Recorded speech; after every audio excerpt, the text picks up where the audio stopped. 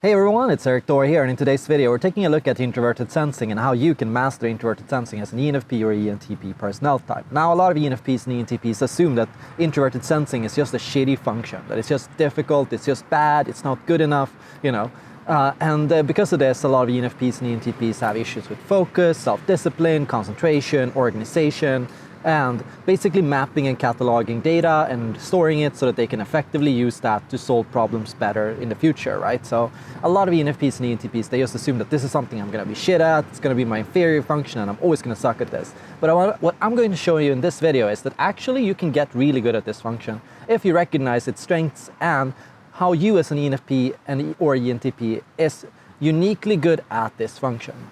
The first thing you have to know is the number one energy principle when it comes to the dominant and the inferior.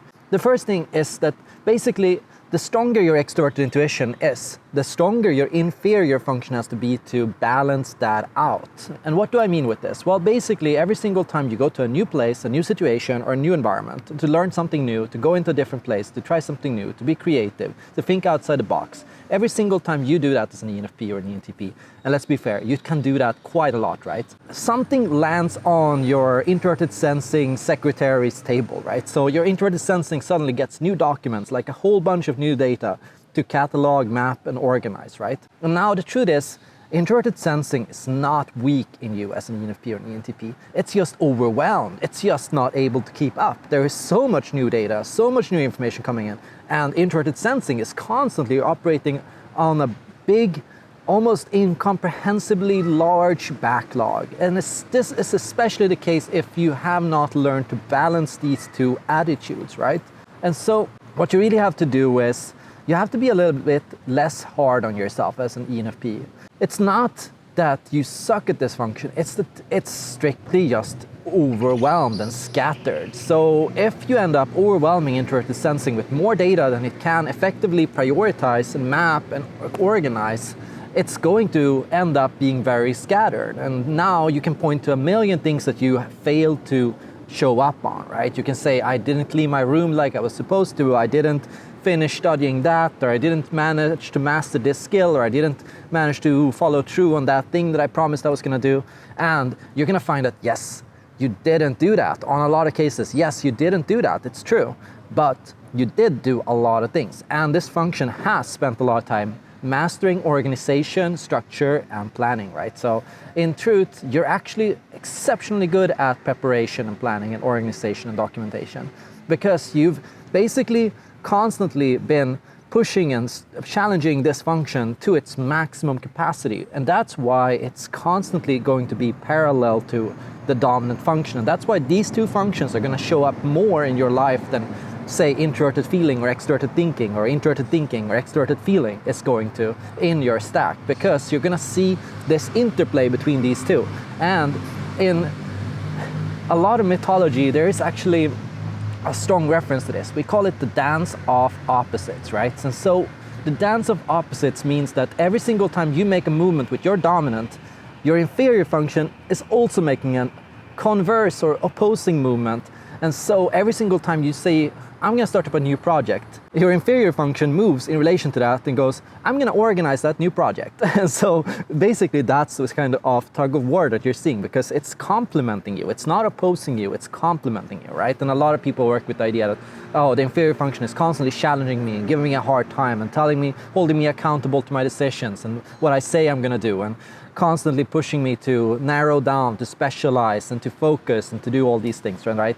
And so you might have all these negative associations with these functions, when in reality it's just trying to help you. It's just trying to keep you on your feet, keep you from falling on your ass, basically.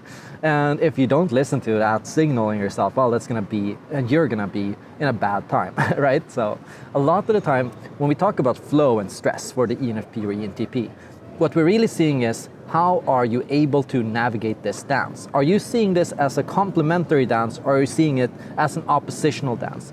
Are you trying to overthrow Introverted Sensing and basically just shove it aside and pretend it's not there and basically screw it over? Or are you trying to make sure that you utilize it to make better and more effective creative decisions, right? And now I can tell you a million rules and principles you could master to make sure that you master this dance of flow, and to make sure that you have maximum energy, productivity, and inspiration in everything that you do. And one of those principles is finish what you start, right?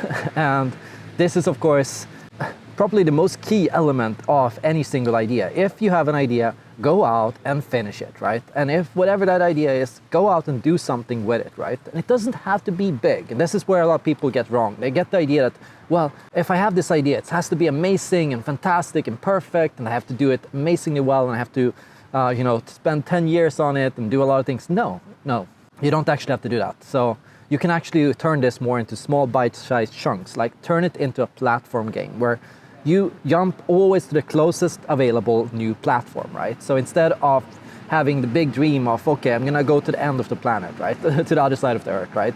Tomorrow, right? Like, instead of having those kind of ideas that you know you're never gonna act on, have ideas related to your current situation and what's happening around you. And be smart and spot patterns around you to notice what it is that you can do right here, right now, to make something different, to change something up, to do something new, to learn a new skill. And when you set goals for yourself, when you start like thinking, okay, I'm gonna learn this new skill, I'm gonna figure this out, right? Turn it into smaller step goals that you can complete easily, so that you give yourself constant feelings of closure, right? So introverted sensing needs that sense of closure that, yes, okay, new idea on my desk, okay, signed, wrapped, and organized and done. And okay, now we start with the next project, right? But that's only possible if the ideas that you have are sizable and manageable, right? So ultimately what you're gonna have to do is you're gonna have to learn how to turn big ideas into smaller, easier, and shorter and simpler steps and variations, right? And so a lot of the time, what you have to do is you have to recognize that when you make decisions, when you say, okay, I'm gonna go there, what you really are doing is you're setting a benchmark, right? So you're saying, okay, I'm gonna go to the moon, right? And that's your benchmark, right? So that's where you're trying to get, right? And now what you're thinking of in the moment is, okay, how do I get to the moon, right? And where do I start? Well, first I start by enrolling at NASA, right? Like you're starting with going into these places. But actually what do I have to do to enroll at NASA? Well, first I have to get the grades, right? And okay, how do I get the grades? Well, first I have to go to that education, or I have to take that course, or I have to finish that exam, right? To do this test, right? And so what you're basically doing is you're scaling things down, and you're turning things into simpler, smaller things. And here, a lot of the time, what's going to end up happening is you're not going to go to the moon. Let's be real. You're probably not going to go to the moon. You're probably going to get bored. You're probably just going to lose interest, and you're going to do something completely different. But you did get that education. You did finish that exam. You did hand in that assignment, right? And you have that, and now you can bounce from that, right? So every single thing that you do is and becomes a platform that you can bounce on to get to the next step, right? And here, keeping a flexible approach for your decision making and constantly allowing yourself to change your plan as you go is crucial, because Lao Tzu, the famous ancient Chinese philosopher, he said, a good traveler has no destination in mind, right? So such a person, a traveler, an explorer, is exceptional at adventure and exploration because they are able to stay flexible and keep an open mind on where they want to go next, right? Which means that every single time they're gonna end up somewhere new or somewhere different, somewhere really cool. And they're gonna have all these different experiences, and that's gonna teach them so much. And it's gonna teach not just your extroverted intuition, it's gonna teach your introverted sensing, right? Because every single thing you do becomes mapped and cataloged and becomes an experience that you can use to make decisions in the future. And that's what introverted sensing helps you with. It helps you with multiple ranges of things. Like, it helps you prepare ahead of new events and activities. It helps you break things down into smaller bite-sized chunks. It helps you prioritize, it helps you manage, it helps you map, and it helps you plan, and it helps you in the process of basically looking at and comparing your future to your past. Basically in that process of seeing that, okay, this is what I've done in the past, and this is where it got me, right? Versus, this is where I want to go. Okay, how can I use what I did in the past? How can I learn from my experience? What lessons can I draw from things that happened to me in the past when I made these decisions? And how can I use the resources that I've accumulated over time? Because most likely doing these things have given you a lot of resources, networks, friends, studies, assignments, tasks, money, resources, things that you can use basically to get to the next step. And you're constantly thinking about this. What's my next step? What is it I'm gonna do tomorrow? Basically, that's how you master introverted sensing, and I hope this video helped you. And if you want to learn more about these kinds of tricks for flow and for energy management, I recommend my new course on patreon.com/ericdor on alchemy.